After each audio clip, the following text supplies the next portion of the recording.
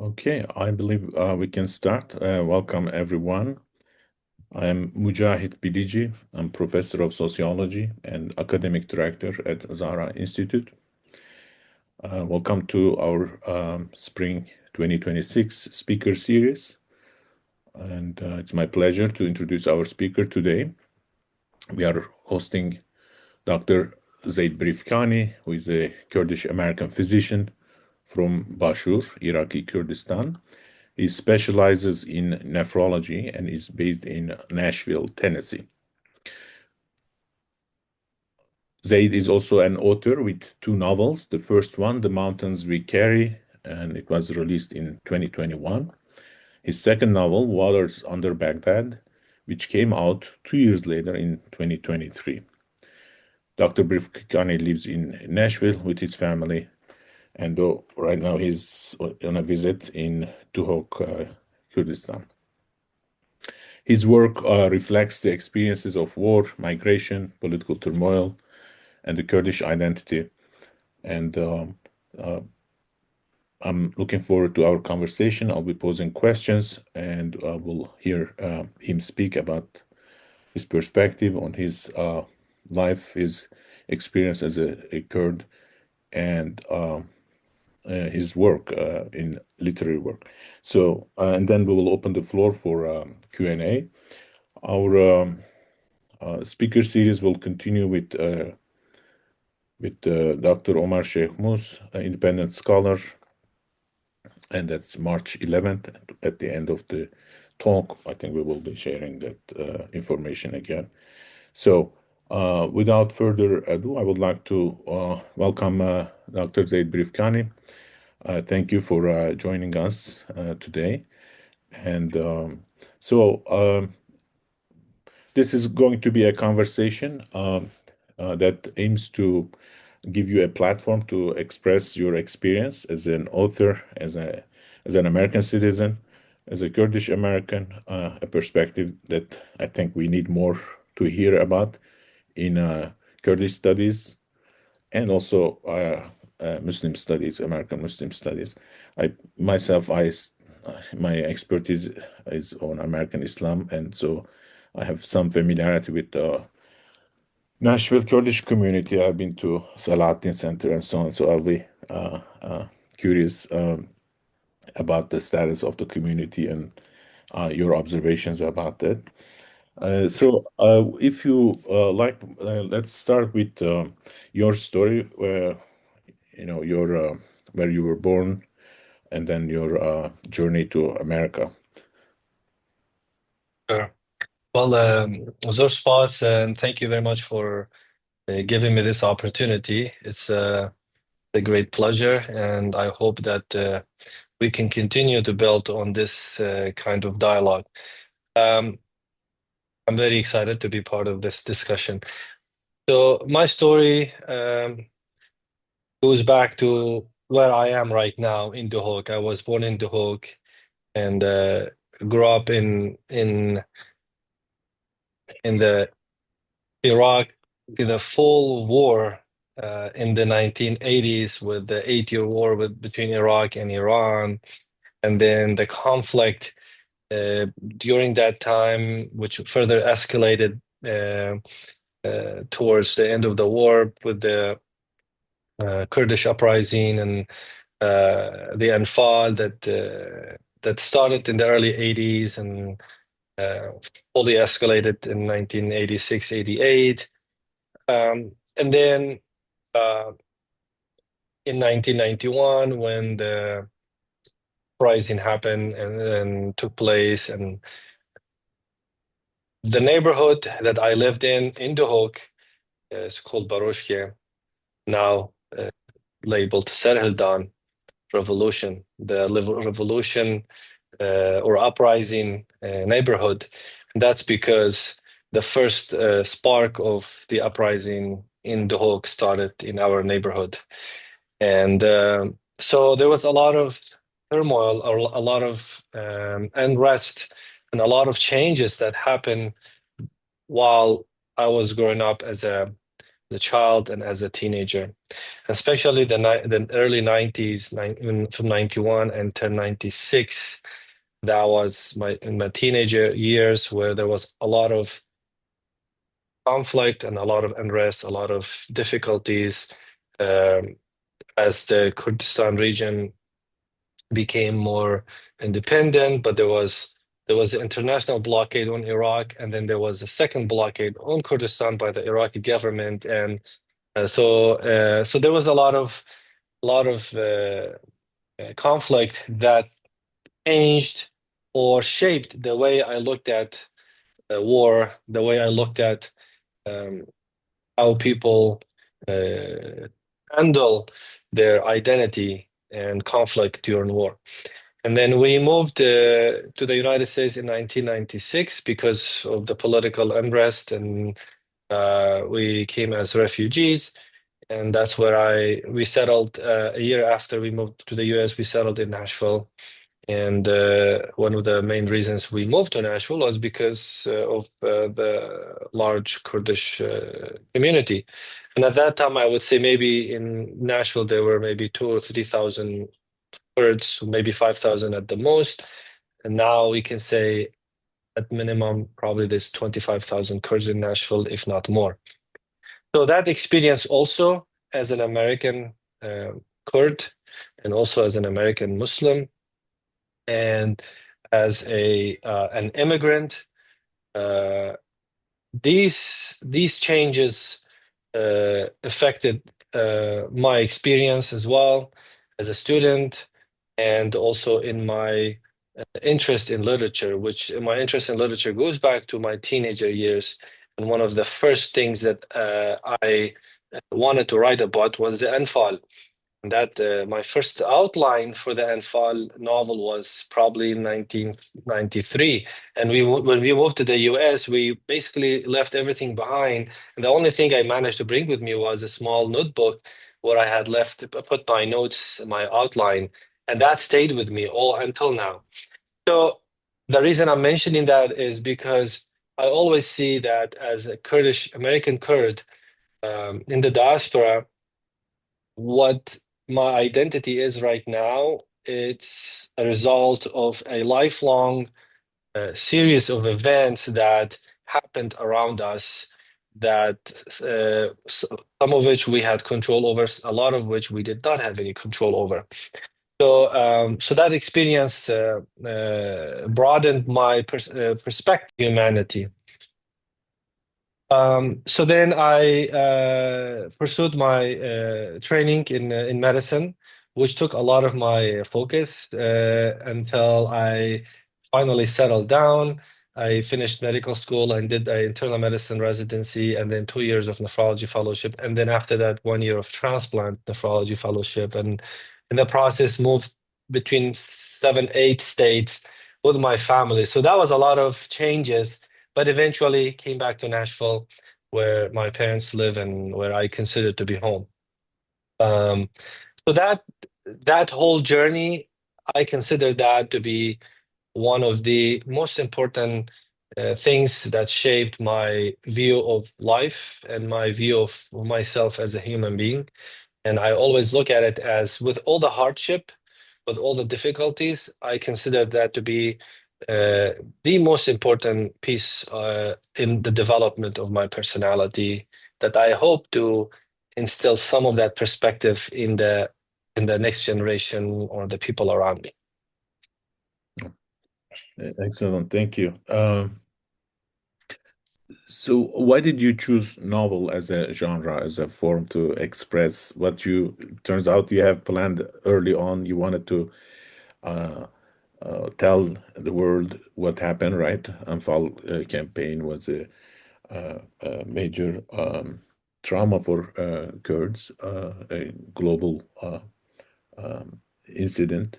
Um, and to be able to speak about the Kurdish experience was something that you had in mind early on. And uh, why literature? Yeah, Want to hear what you think about literature as you talk about that. yeah, Yes. absolutely. Literature, I've always had interest in literature. I grew up And in our house, my father had a big collection of books at home from all sorts of, backgrounds, a lot of religious books, but also built my interest in literature. Um, I was fascinated with the Arabic literature, with poetry, always was my fascination. And because growing up, the main language of studying at that time was Arabic. So my background is very strong in Arabic. I could pretty much write a novel in Arabic as well.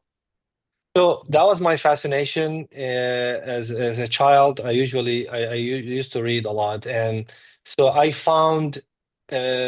I found a novel to be the best or the most fascinating way where you can take a reader into a journey that is not bound by words, as opposed to like a poetry. Poetry, you can express your feelings, you can express an idea, but to tell a story that is very deep, you need a bigger platform of literature. And I think that is where I find a novel to be first novel to be important, but also within the novel subtypes, the fiction, historical fiction.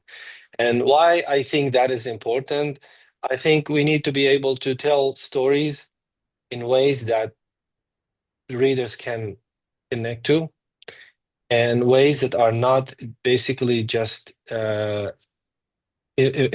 transfer of information from the author to the reader, but also creating a connection. And I find trying to maintain a balance between facts, historical facts, and also in literature, in a novel, where you have to have flexibility to be able to stretch some of these facts to present it in a way that people can relate to without affecting the core of the facts. But at the same time, also, uh, for me, one of the biggest aspects of my writing in historical fiction is telling the story as is. I don't want to preach. I don't want to tell people how I think about something. I don't want to tell them about my experience. My experience shaped how I see things, but my effort and my intention is to give the reader goggles and take them on a journey back in historical events in as much unbiased attempt as possible, and let them decide, but let them judge, but equip them with all the possible background facts, even if they are things that I may not otherwise like, but I have to tell the story as is. So my interest specifically in the Kurdish cause and the history. Uh, First, for me as a Kurdish identity is very, very important for me. But I would say going back also in the in 1980s when the Anfal took place, I had a friend in our neighborhood family that suddenly disappeared, and we didn't know what happened to them. And I was 10 years old, and it's hard. Our information is limited.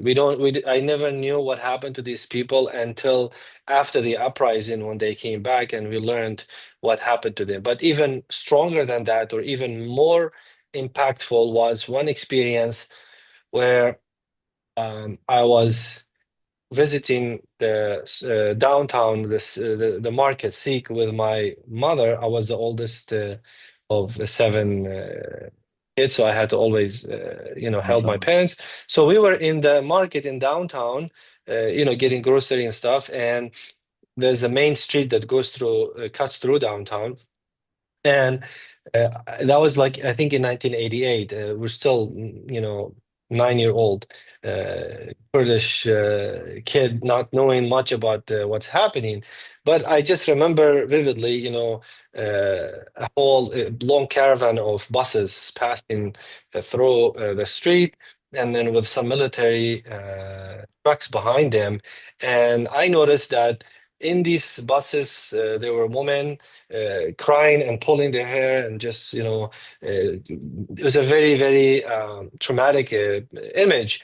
And I turned and I saw my mother covered her face with her scarf, and she was crying. So she could not even express her sorrow in front of the public because of fear of the military, Iraqi military, army, or secret services finding out. And later on, I learned a few years later, we learned that these were people who were taken during the Anfal. So that really triggered this feeling in me, where I decided that my first writing, my first novel, will have to be about the Anfal, but from a perspective of somebody who wants to just give the picture and image to people and let them decide why what happened and how we can avoid these kind of atrocities again. Yeah, I'm glad to hear that, you wrote with a sensibility that wants to avoid kind of propaganda, because usually, diaspora authors, because they suffer and they want to tell the story, but so the kind of interest in telling the story in a forceful manner sometimes undermines the necessary literary sensitivity towards allowing reader to see the picture rather than imposing facts and so on. So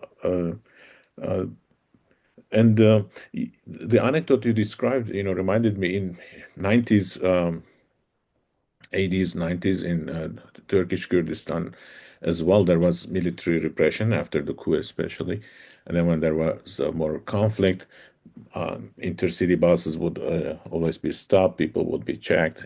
So the imagery of Kurdish childhood witnessing military cruelty, to say the least, is part of Kurdish imagination, and certainly makes sense. But in the case of Iraqi Kurdistan, it was much more severe.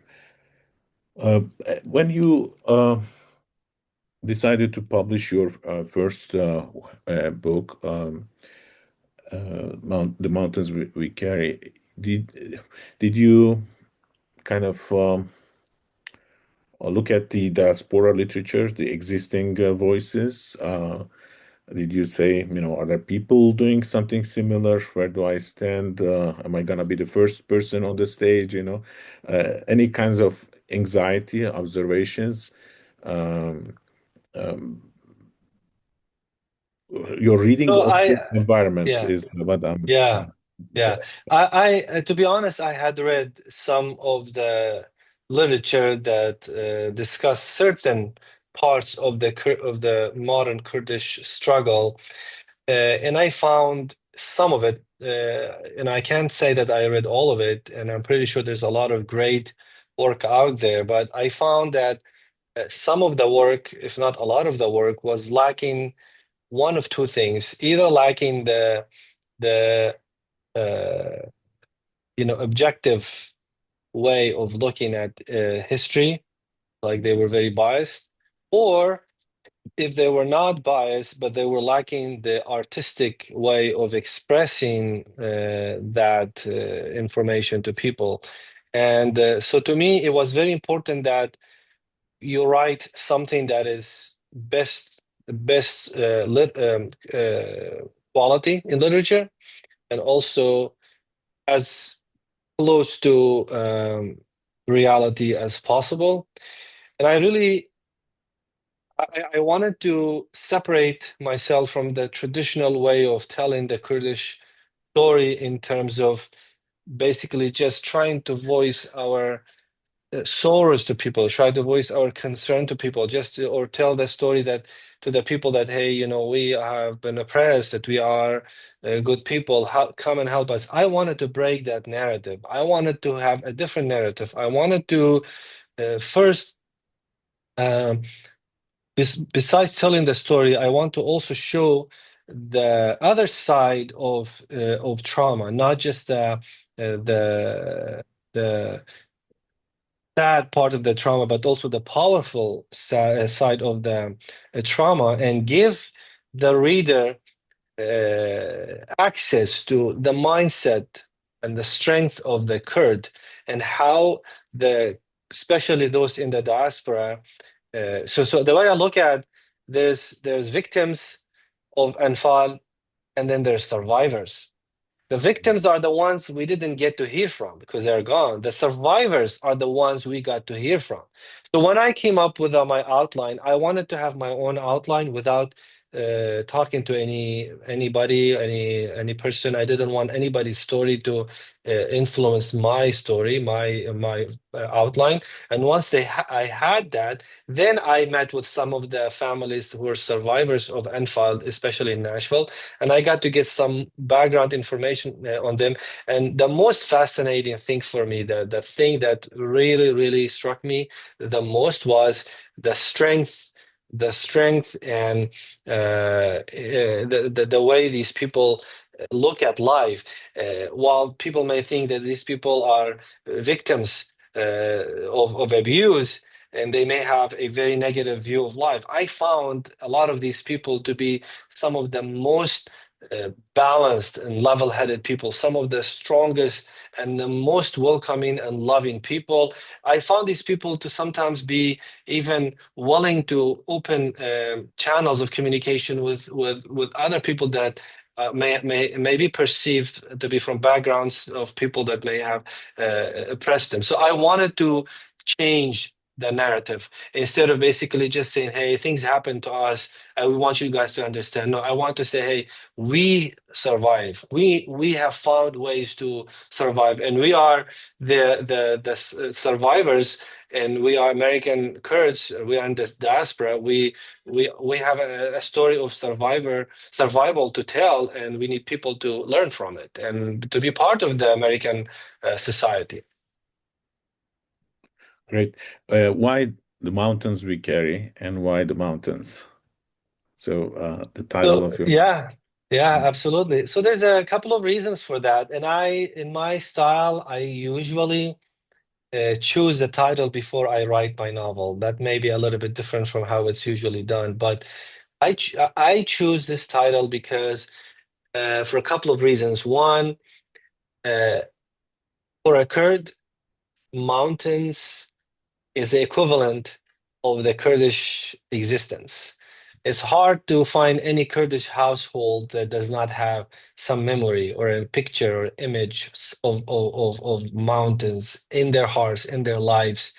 So I think that love of mountains is carried. We carry that love with us everywhere we go. That's one. The second thing, um, the mountains we carry, I consider the Kurds to carry mountains of adversity, mountains of sorrow, but also third, mountains of hope.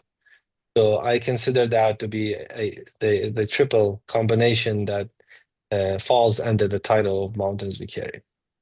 and the idea of carrying also has some implication of diasporization, like being displaced, right? Kurdish identity being preserved despite displacement. Absolutely. Yeah. Okay. Um, and your second book, which is Waters Under Baghdad, is a how would you describe that work to the folks who Yeah, haven't? it's a historical novel that talks about 100 years of Iraq's modern history from the first day, 1921 until 2021.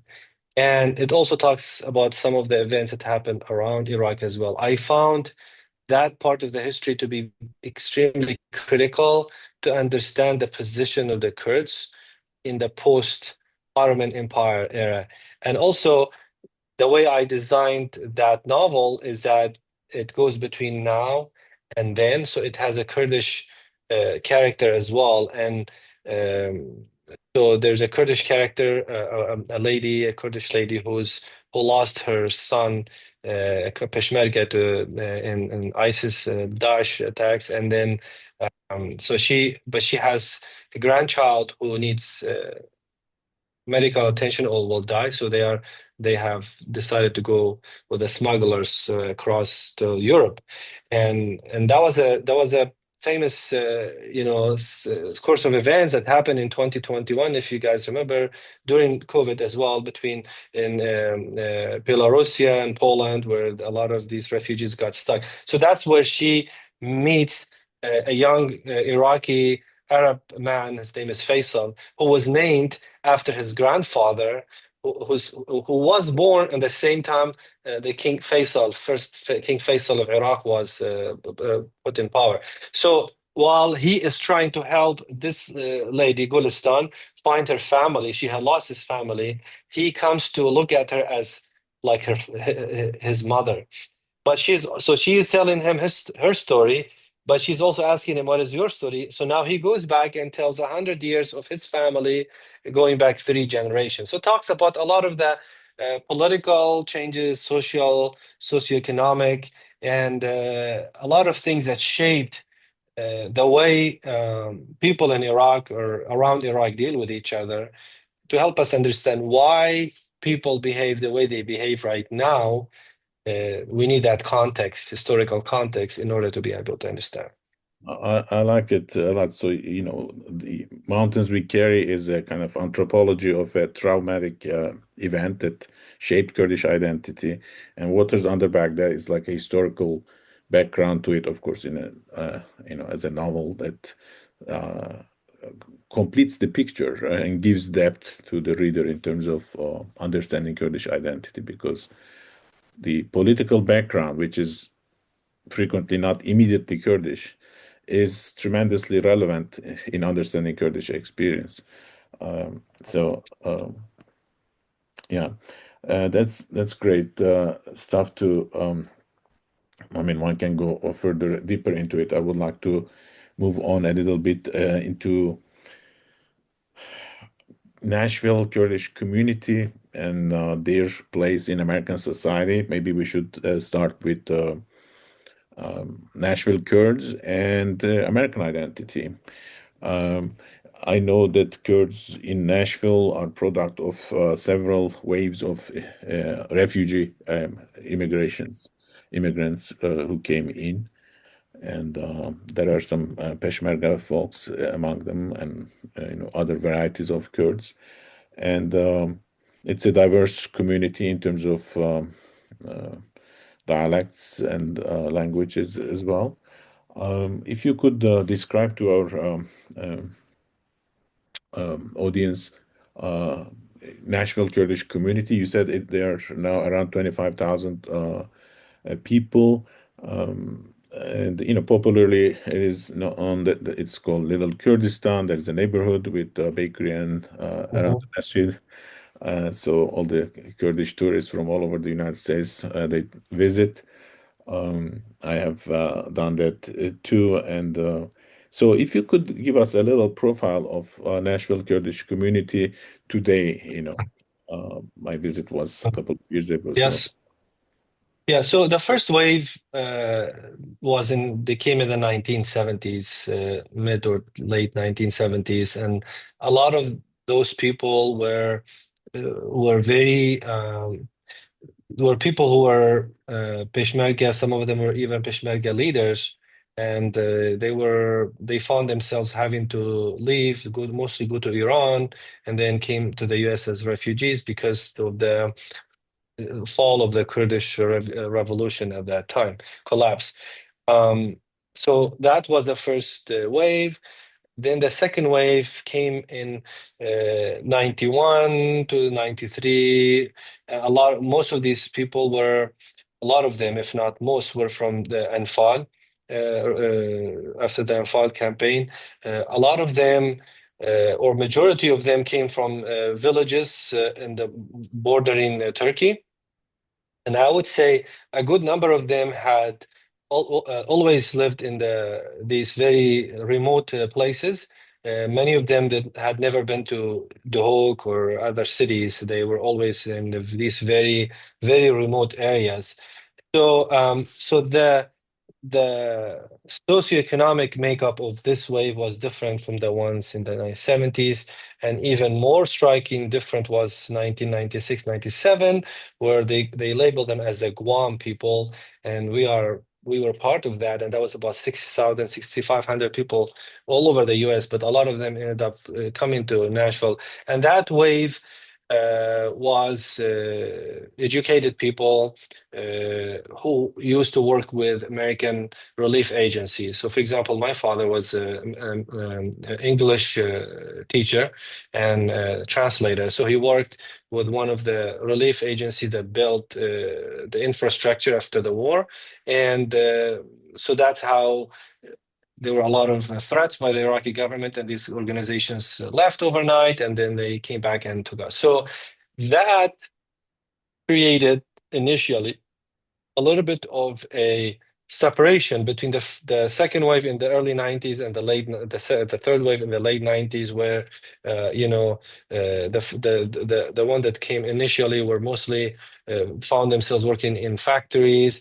They were very much into farming because that's their background. The other wave came and they were more from city, but after a couple of years, the two populations found a way to kind of merge together. And once they did that, they became stronger, and that's where they started building this community center, then the businesses they developed. So I would say the Kurdish community financially, I think they're a very successful community in Nashville. Socially, I think they are, I would say, relatively successful, but probably not to the expectation in terms of all the diversity. And I think part of it is because of the political differences, the backgrounds that still influence the thought process for some people. But overall, I would say the Kurdish community is a very successful community in Nashville. Right now, the only, I would say, the thing that I wish we could do better in the community is taking the next step in terms of transitioning from being the refugee communities, from being the community on the reception end, to actually being more proactive and aggressive, to where we are helping the rest of the communities. I think the involvement in the civic involvement part, it's still lacking. I think we can do better.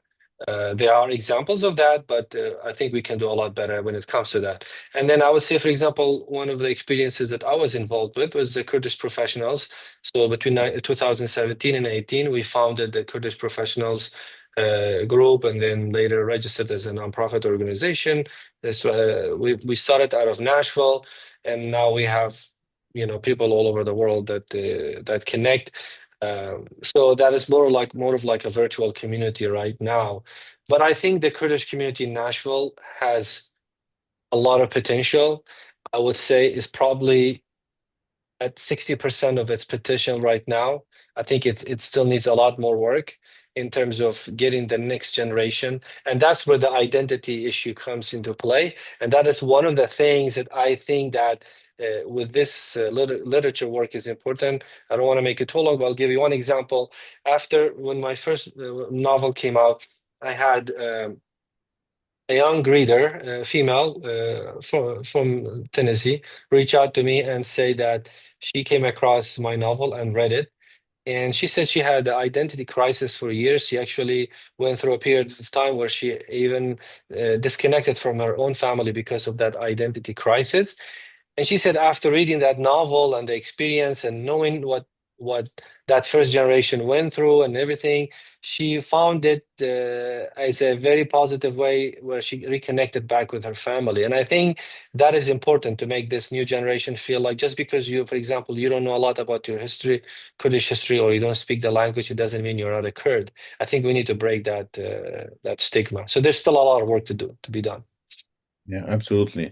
And the role of literature in cultivating an American Kurdish identity is immense. My observations were that Nashville Kurdish community, they had, relatively successful integration locally in terms of at the level of the city and so on, but at the national level, they appear to me quite disconnected.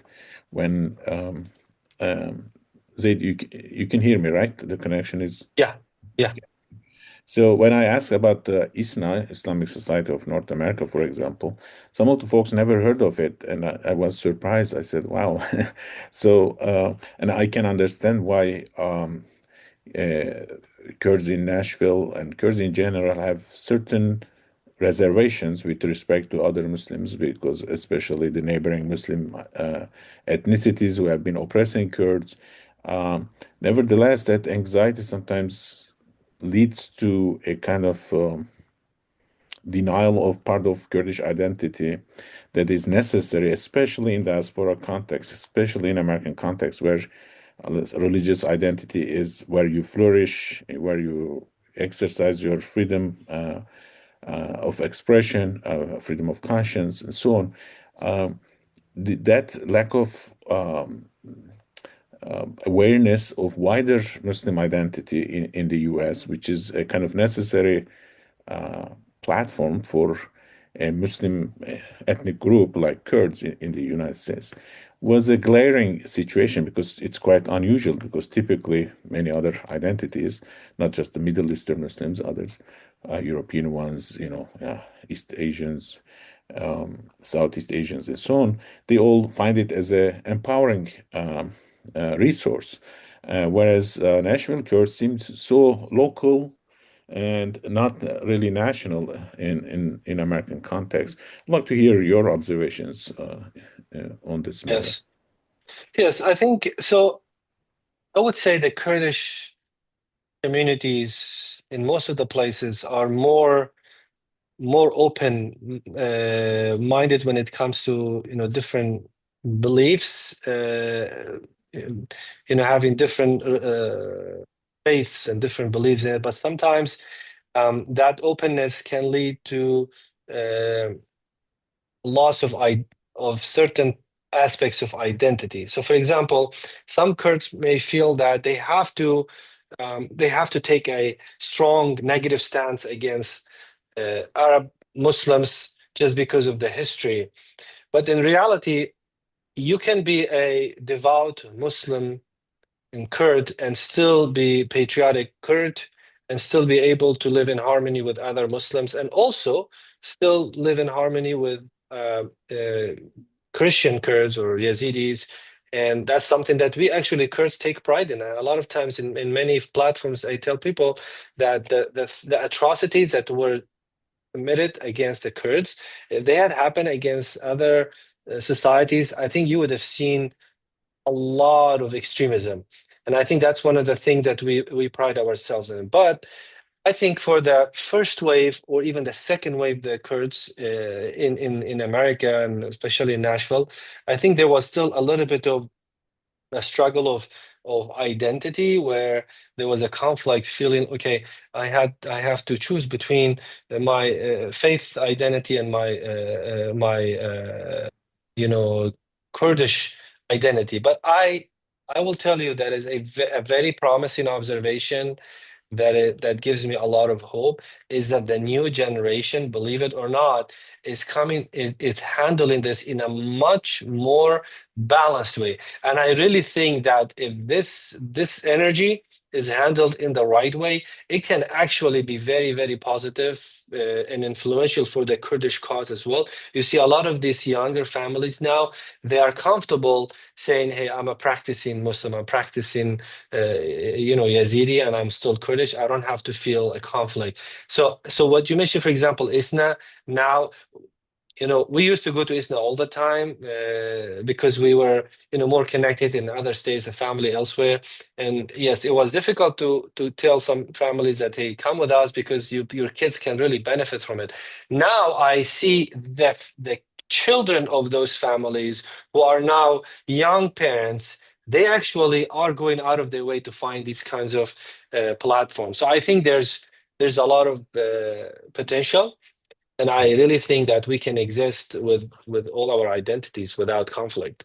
Yeah, I think that's a great point because in America, you become more American when you embrace your religious identity as well. This is quite unlike Europe, and people in the Middle East and in Europe do not understand because typically, to become a modern, to become a good citizen, you have to repress your religious identity. In America, it's the opposite. In America, Yes. that's America is built on religious freedom, and so the newer generations, truly American generations of Kurds, seem to recognize it more. And that's what I understand from your observation. Um, Thank you, Zaid. That was great points you made, and I enjoyed. I hope our audience also enjoyed, and I'm sure that people will have questions. So I would like to open the floor, since I'm not so much of a literature person. So I'm hoping people will, with interest in literature as well, they will have questions and others. Um, yeah, we can start with the first question posed here. Please correct me if this is not the first one. Um, the first one was about some where to obtain your books. Obviously, online you can order it through Amazon, and Zaid has a homepage, right? Your personal Yes. website from which as well we Yes. order. And both novels have been translated to Kurdish and to Arabic, so they're Yeah. available as well. So there's a question from Ardalan Faraj. What is your personal opinion about Yazidi genocide by ISIS? Some sources blame Kurdish force in KRG for leaving them behind. Okay. So what happened to the Yazidis is an atrocity that the whole world uh, has to always recognize. And for us as Kurds, that's part of our history now. That's part of our heart. It's like a piece of our heart taken away, it's shattered. I think I think what happened was beyond just the local effect of just the Kurdish forces. I know that narrative is out there, and I'm not in the military field to know exactly what happened. But I'll tell you that if that was only the case, if that was the only way, then that basically you're saying that the Kurdish forces have a lot of power to protect themselves, but in reality, we are really bound by the limitations, the geopolitical limitations. So I really think that what happened to our Yazidi brothers and sisters, yes, there may have been some mistakes in handling things, logistic mistakes, but I think the bigger mistake was the lack of unity, or teamwork with the whole security or protection in the whole of Iraq, because the whole of Iraq was going through a lot of turmoil. And you can see that the ISIS, when swept through big parts of Iraq and Syria, was all over the place. I think it was a lot bigger than just the Kurdish forces telling, but we definitely, and that is going to be one of the subjects the subject of one of my subsequent novels, inshallah. Sure. Our next question is, can you tell us about the authors and books that have influenced your writing? Um, Yes. So in the Arabic literature, you always think about Najib Mahfouz. He's a big, one of the big literature people. But there was also another physician who was also a novelist, and I read a couple of his novels that were also historical. Najib Gailani, he was Egyptian. He was a physician as well. I would say in terms of the English ones, I really like John Grisham. John Grisham is one of my favorite. But I really would say that I decided to have my own style of writing, which I try to simplify it. So if you read my books, you will see that I don't care much about making a complicated English or writing. I want to get the people right into it. But of course, not, the poetry, the old classic Arabic poetry has always been of great interest to me. It's just fascinating. And classical Kurdish literature also, obviously, Of linguist. course, Ahmadi Khane, of course, yeah, that's yeah, and we studied that Ahmadi Khane and Mamoudzine. So, for example, Mamoudzine, the story of Mamoudzine, I incorporated Mamoudzine in my novel, and that's one of the things I tried to incorporate some of the Kurdish tales and some of the Kurdish history aspects into my novels, but in a passive way where it's happening during a conversation. So you could really learn about Mamoudzine if you read my novel, The Mountains We Carry. Excellent. Um, well, there are some political questions. I don't know if if you want to answer them, but Sardar Amin asks, what is the future of the Kurds in the Middle East, especially after the fall of Iranian regime? This follow-up to it, the Yeah. Kurdish forces are now united under one. Does that change the balance of forces in Iran? What do you say? Yeah, I think, yeah, I mean, it's political. My view, honestly, of what's happening, I think whatever is happening in the area is a lot way bigger than the focus of the Kurds, because, but one of the problems we Kurds have is we have not taken advantage of historical turning points to make our seat at the table to take advantage of that. So we always find ourselves just asking in terms of asserting ourselves. So I see that it's gonna be bound by we're moving towards probably a new order where they are not willing to break more countries down because I think the powers don't want to see that. So I think that we may see pockets of Kurds with some relative or semi-independence, but I think there's going to be a very, very tall task to see an independent, united Kurdistan any short history. But I'm not going to get into that because it's a very sensitive issue. Yeah. Next question is from Laura Mikhail Balderson. What do you think are the next steps for Nashville Kurds to make those forward moves in civic life?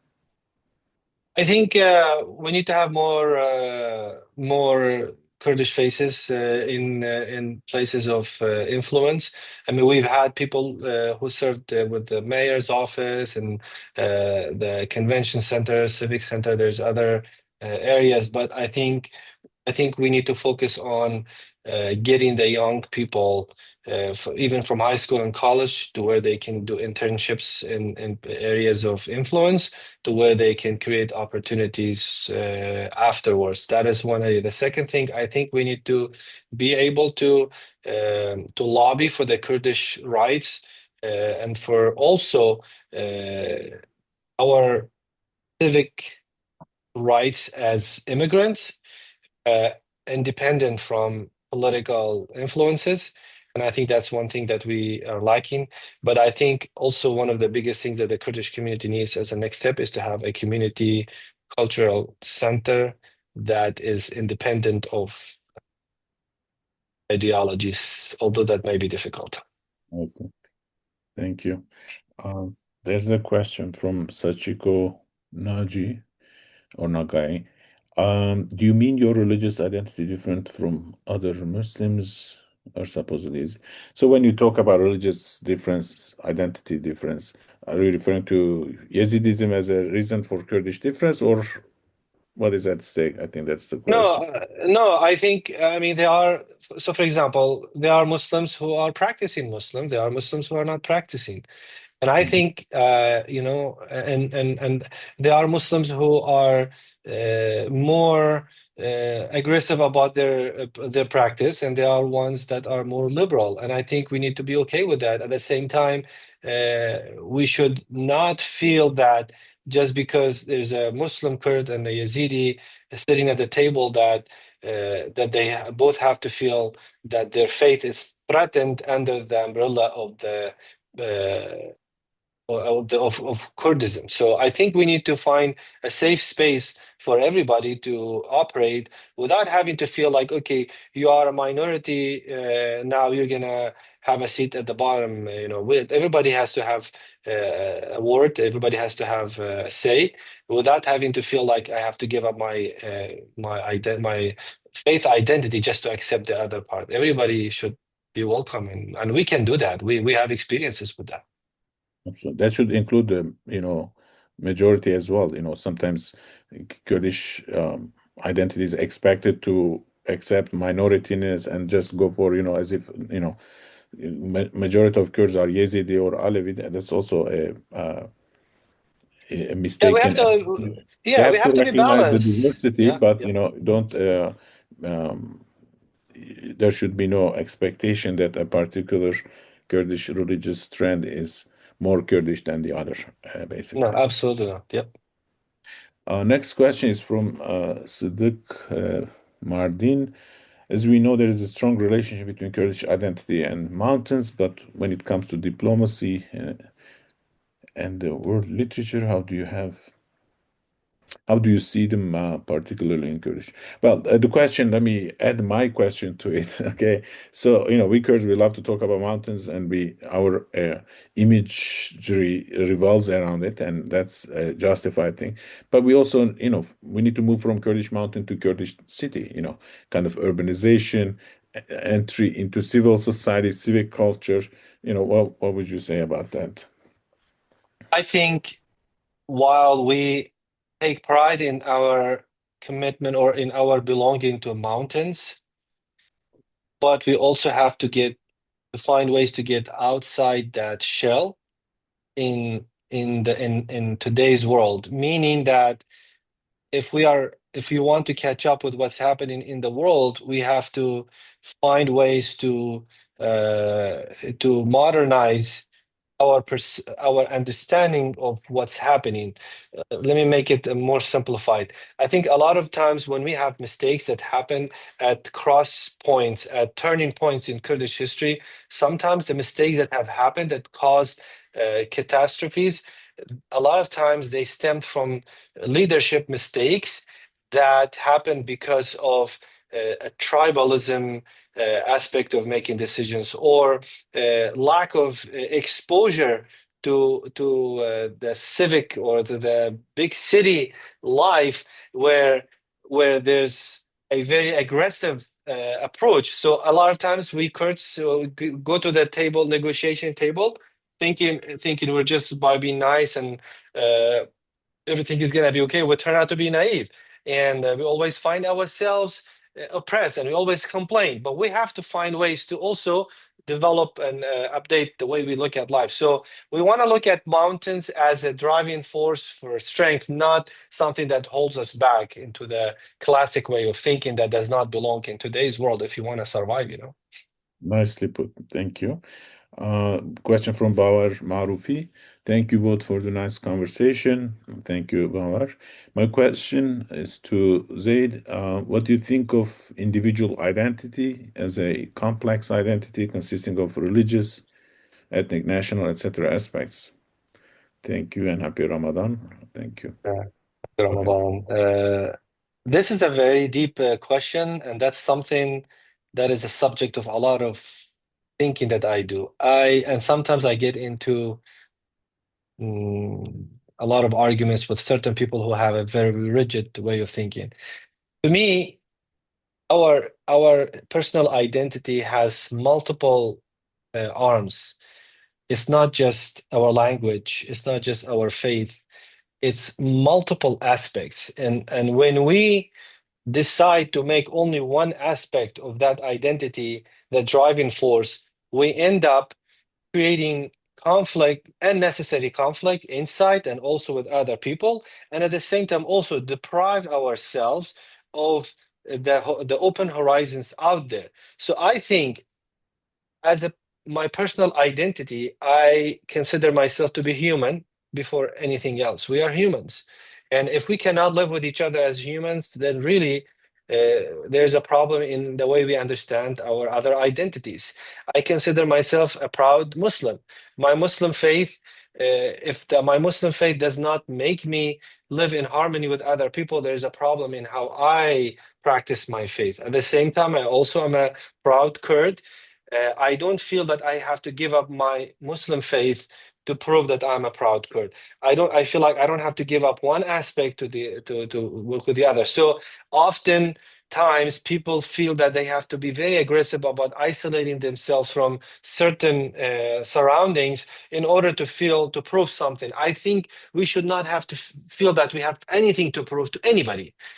There's nothing to prove. We already exist. The only thing we need to prove is to prove to ourselves that we are humans, and if we fail as humans, it doesn't matter how good of a Kurd you are. If you're not a good human, and at the same time, in my novel, you'll see sometimes people would complain and say, "Oh, in the novel you mentioned certain character to be evil and he's Kurdish." I'm like, yeah, there's good Kurds and there's bad Kurds. I mean, there's Kurds make mistakes. I mean, it is a reality, and we have to accept that. And we also have to accept that some of the tragedies that happened to us happened due to some mistakes that we made. Doesn't mean that we deserve the tragedy, but it means that we have to learn from these tragedies. So I think we can learn, we can live with these different identities without any problem. It's a strength, actually. Absolutely. Uh, Thank you, Zaid Brifkani, for an excellent conversation. I think we are also very punctual in terms of time, and I would like to thank our audience for joining us. I see some hands. Uh, if Mirhat, if you have a question, feel free. Hello, Go spouse, ahead. doctor. Thank you. I want to ask about Duhok, since you're from Duhok. I think it's a special region in Kurdistan where people speak many languages. Since you are familiar with the Arabic literature, plus I think Badinan is spoken as well, and also people also are able to speak the Sorani dialect as well. So I think it's a very special region in that sense. So my question would be, would you ever think of writing in any other language other than I think English, which your novels were published in English? So, yeah, That would be absolutely. my question. Thank you. Yeah, absolutely. Yeah, the Hook has a special place in my heart always, and I dedicated my first novel to the Hook. If you read it, you see first page. I think the special thing about the Hook is that with its close proximity to Turkey, its close proximity to Mosul. Mosul is one of the most diverse cities across throughout history, and there's a very, very good population of the Kurds who lived in Mosul, were born in Mosul. For example, my mother was Kurdish from both paternal and maternal side, but she was born in Mosul. And when she got married, when she married my father, she did not speak a single word of Kurdish.